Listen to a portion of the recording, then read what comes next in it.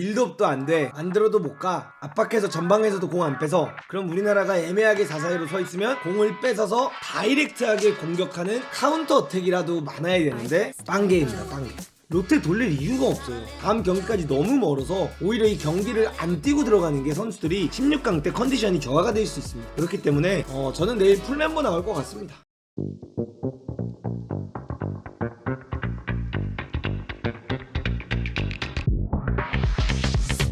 지표수거든요. 이 지표수를 보시면 아시겠지만 프레스 시퀀스, 상대편이 본인 지역에서 3차례 이내 패스를 성공한 다음에 공격을 한 거예요. 그래서 어떻게 보면 우리가 전방 압박을 많이 한다 라고 보면은 굉장히 이 지표가 높아야죠. 지금 보시면 아시겠지만 사우디라든가 호주라든가 이런 팀들은 이 압박 지표가 굉장히 높습니다. 근데 우리나라 보시면 아시겠지만 이 압박의 지표가 평균적으로 굉장히 낮아졌어요. 그래서 우리는 두 경기를 평균화했을 때 12.5가 되고요. 월드컵 때 평균은 3경기에서 16.25였다. 그래서 월드컵 때보다 어떻게 보면 마이너스 3.75가 됐다. 이거를 볼 수가 있거든요. 그래서 이거는 어떤 걸 의미하냐면 우리나라가 전방 압박도 제대로 현재 못하고 있다 라는 지표가 보여져요. 근데 이번 대회를 보면 아시겠지만 클린스만 감독님께서 전방 압박을 막 억지로 하진 않았어요. 약간 기다리고 이렇게 뭐라 그러죠? 라인을 구축한 다음에 기다렸기 때문에 이 압박 지수가 낮은 거 뭐 그렇다 할 수 있어요. 우리나라가 엄청나게 전방 압박을 친 팀은 아니니까요. 그런데 여기서 이제 중요한 것 중 하나가 뭐냐, 다음 거로 넘어가면 하이 턴오버라는 게 있습니다. 하이 턴오버라는 건 상대 진영 40m에서 공을 빼앗은 횟수죠. 그래서 요것도 이제 보시면 아시겠지만 우리나라가 16회, 그래서 월드컵 때는 평균 9회, 현재 평균은 8회인데 뭐 어떻게 보면 월드컵 때는 우리가 압박을 쳐도 상대가 그걸 풀어낼 수 있는 능력이 있는 팀이고, 현재는 아까 말한 거랑 비슷하게 우리나라가 이번 아시안컵에서 그렇게까지 무지성 전방 압박을 하고 있지 않다. 그러나 사우디라든가 호주라든가 일본이라든가, 일본도 우리나라랑 똑같이 못하고 있지만 이렇게 사우디라든가 호주 같은 경우에는 17.5회, 호주는 16회를 하면서 상대방들이 아예 낮은 지역에서 본인들의 축구를 하지 못하게 하고 있다.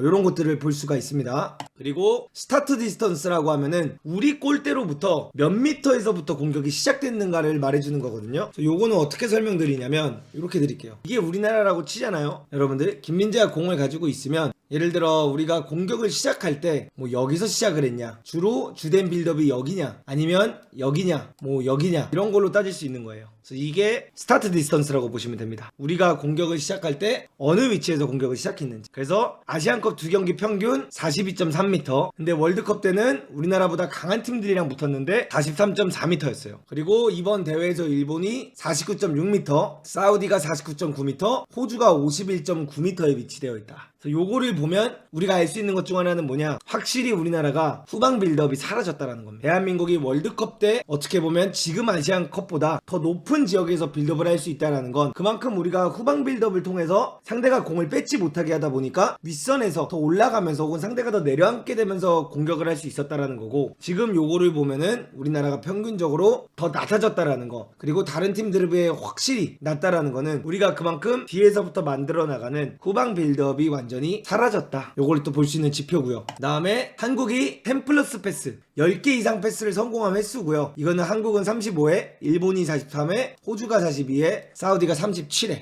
그래서 우리가 이제 경기를 보면서 답답한 부분들이 있잖아요, 여러분들. 우리나라가 뒤에서부터 패스를 한다든가 선수들이 패스 플레이를 한다든가 이런 걸 할 때 보면 왜 이렇게 답답하지?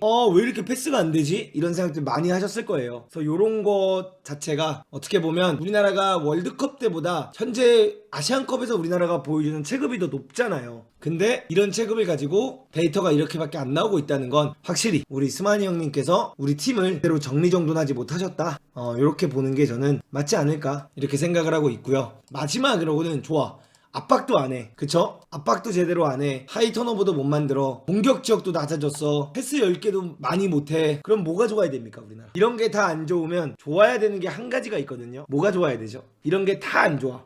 그럼 우리나라가 한 가지 좋아야 되는 게 있어요. 뭘까요? 다이렉트 어택. 빌드업도 안 돼. 만들어도 못 가. 압박해서 전방에서도 공 안 빼서. 그럼 우리나라가 애매하게 사사이로 서 있으면 공을 뺏어서 다이렉트하게 공격하는 카운터 어택이라도 많아야 되는데 빵게임입니다, 빵게. 그러니까 아무것도 안 되고 있는 대표팀이다, 이렇게 보시는 게 맞는 것 같아요. 현재 우리나라 대표팀은 정말 해조 전술 외에는 아무것도 안 되고 있다라고 보여지는 지표라고 우리가 볼 수 있는 것 같고요. 그리고 요걸로 이제 제가 보여드리겠습니다. 문도그가 진짜로 오랜 고민을 해봤습니다. 과연 대한민국이 내일 어떻게 나올까? 대한민국 내일 명단을 어떻게 들고 나올까를 좀 심도 있게 고민을 해본 결과 문도그의 생각은 바뀌었습니다. 저는 내일 여러분들 대한민국이 라인업을 어떻게 들고 나올지 예상을 한번 해봤어요. 과연 로테이션을 돌릴까? 과연 이 감독님께서 어떠한 변화를 가져갈까? 라고 고민을 해봤는데 제 개인적인 생각에는 정승현 선수는 그대로 나올 것 같고요. 김태환 선수가 오른쪽 백에 나오게 될 것 같고 이재 선수는 부상으로 못 나오잖아요. 그리고 김민재 대신에 김영권 나올 것 같아요. 김민재 대신에 김영권 나오고 그리고 왼쪽에 서령우 나와주고 가운데 박용우 나와주면서 황인범 그대로 나와주고 이번엔 이재성 나와주면서 조규성 원톱에 가고 이강인 오른쪽 손흥민 왼쪽.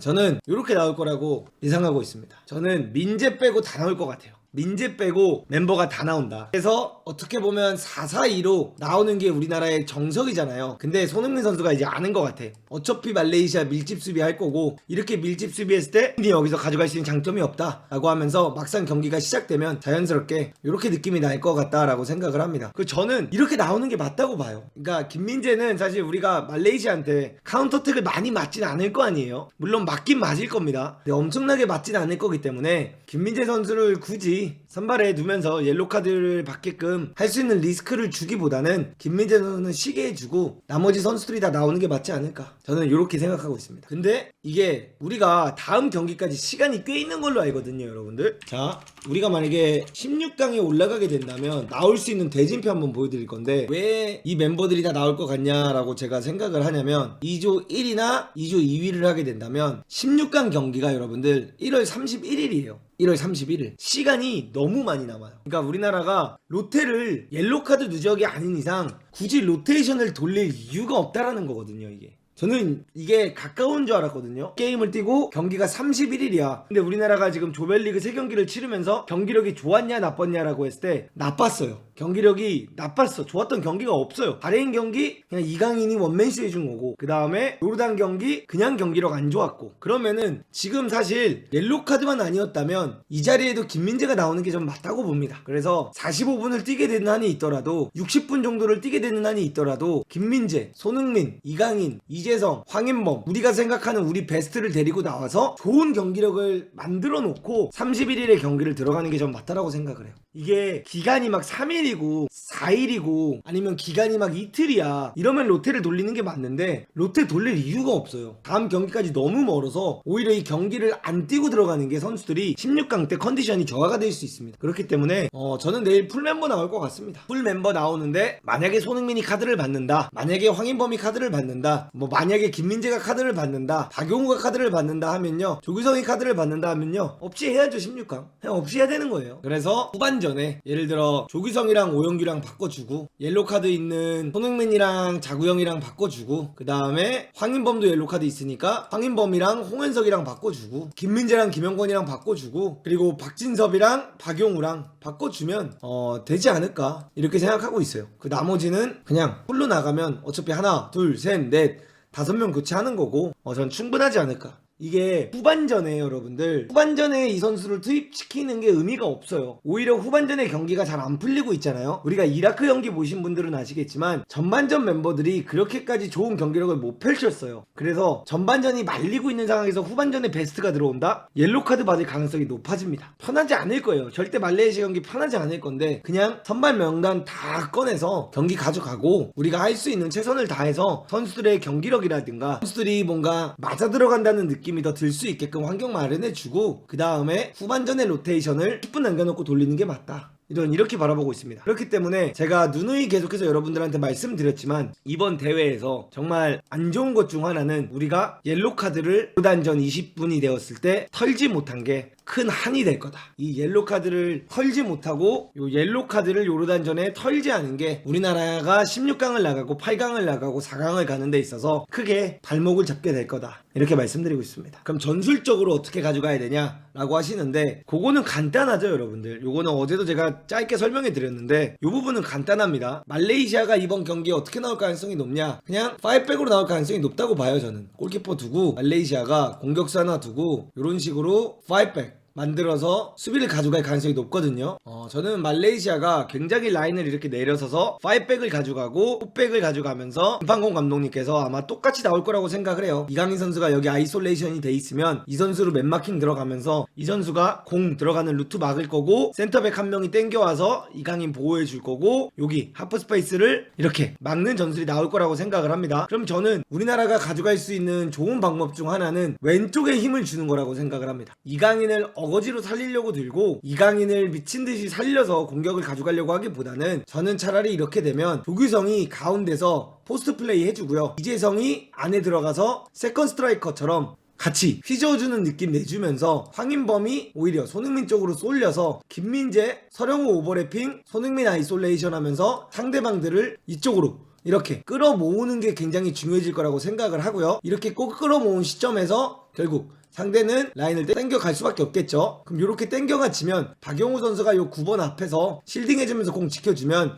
손흥민이 돌파를 한다든가 아니면 이재성이 띄워주는 거 보고 손흥민이 넣어준다든가, 요런 장면 아니면은 상대를 이렇게 끌어놓고 서령호 오버래핑 나가서 끌렸을 때 손흥민 선수가 황인범에게 주고 안으로 뛰어들어가는 장면 만들어주고요, 이때 김태환이 안으로 뛰어들어가면서 이 선수들을 끌고 내려가는 거예요. 그러면은 황인범이 길게 반대 전환 강인이한테 해주고, 강인이가 여기서 그냥 한번 딱 잘 잡아놓고 여기서 조규성 머리 보고 크로스 올리는 거, 이렇게 가져가는 게 한 가지 방법이 될 수 있다. 아니면은 어떤 식으로 가져가냐, 반대로 공이 이쪽으로 쏠려 있다라고 보면은 강인이를 그냥 안에 집어넣는 거죠. 강인이를 안에 집어넣고 김태환을 벌려뛰면서 이강인이 요 아래서 같이 세컨볼 싸움하면서 아기자기하게 공 플레이 가져가주고, 여기서 손흥민이 공격 진행할 때 오히려 안으로 들고 들어올 때 이런 거죠. 이강인이 안으로 아예 들어와 버리면서 황인범이 나가주는 거죠, 똑같이. 그러면서 공간 열어주면 이강인이 여기서 공 잡고 이때 손흥민 뛰어들어가는 거 보면서 연계 플레이에서 손흥민으로 득점을 가져가고, 아니면 이강인이 여기서 반대 전환을 때려줘서 김태환 크로스 올라가면서 세컨볼 싸움하고. 그래서 굳이 우리나라가 막 열심히 패스하고 막 공 주고받고 막 엄청나게 아기자기하게 썰고 들어가기보다는 이런 나라들한테는 여러분들 그냥 체급 차이 확실하게 보여주는 게 맞다.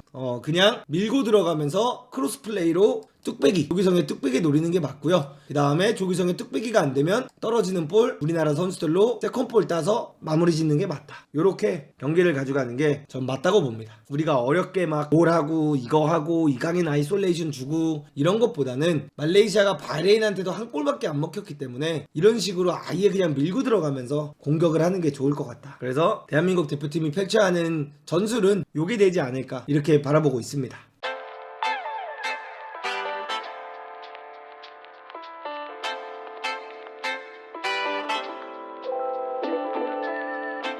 Artlist.io